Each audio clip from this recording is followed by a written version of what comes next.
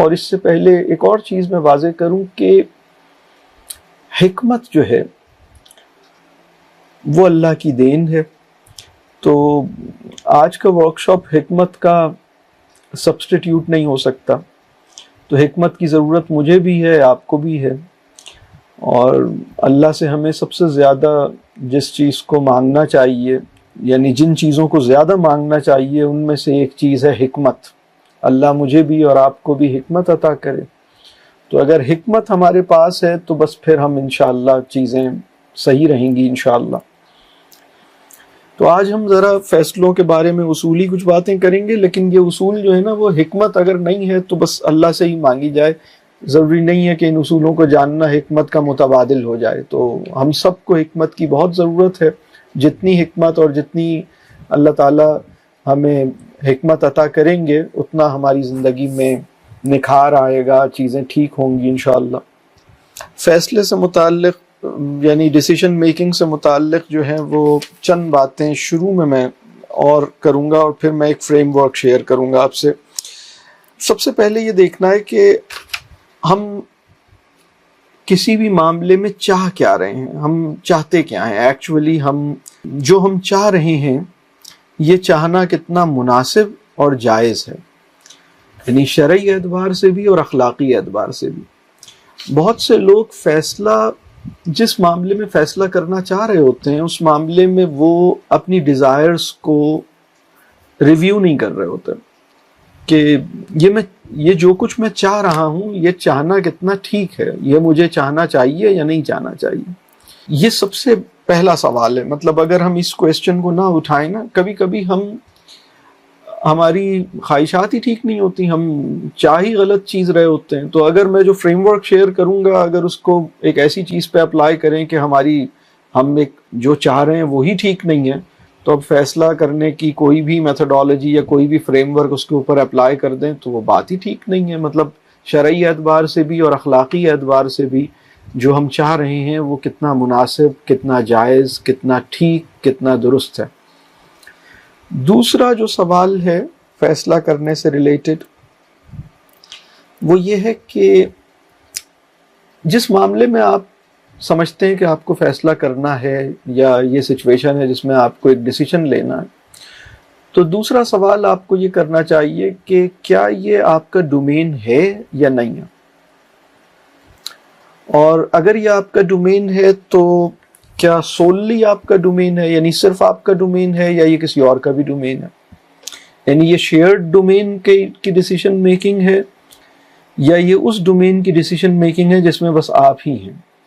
اور کبھی کبھی مسئلہ یہ ہوتا ہے کہ ہم ان ڈومینز کے ڈیسیشنز لینے کی کوشش کرتے ہیں جو یا تو ہمارے نہیں ہیں یا اگر ہمارے ہیں تو وہ جزوی طور پہ ہمارے ہیں, وہ کسی اور کے بھی ہیں.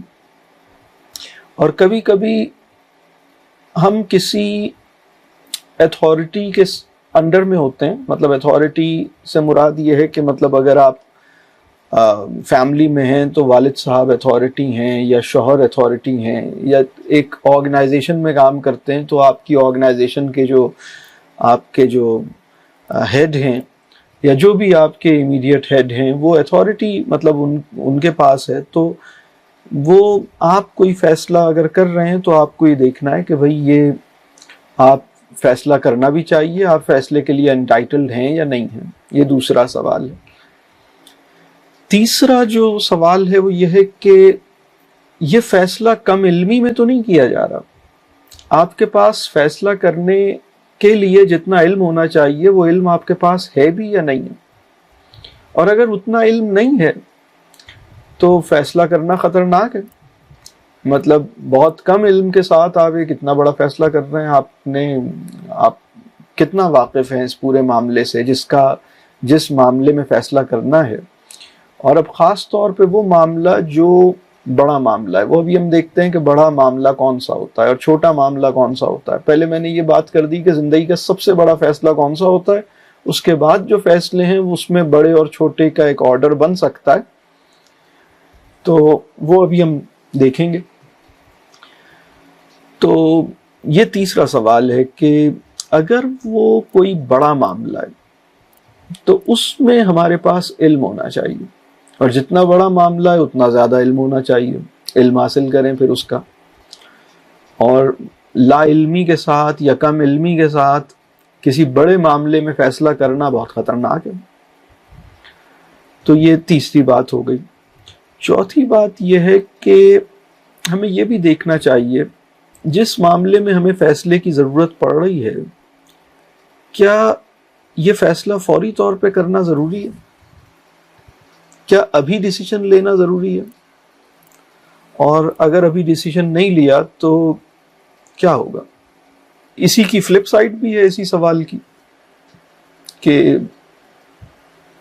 یہ ڈیسیشن مطلب کب تک لے لینا چاہیے، اس ڈیسیشن میں اگر تاخیر کی تو کیا ہوگا. تو یہ بھی ہمیں دیکھنا چاہیے.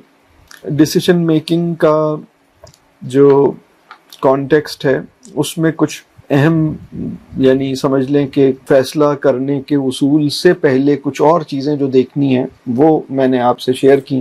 زندگی کا سب سے بڑا فیصلہ کیا ہے، اور فیصلہ کرنے سے پہلے جو 4 مختلف سوالات میں نے کہے اس کو دیکھیے. اب ہم آگے چلتے ہیں اور میں چاہوں گا کہ ایک فریم ورک شیئر کروں. اس فریم ورک میں 5 اہم پوائنٹس ہیں جو میں شیئر کروں گا، اور کسی بھی اہم فیصلے کو کرتے ہوئے ہمیں کن چیزوں کا خیال رکھنا چاہیے، اور اس حوالے سے میں 5 باتیں کروں گا.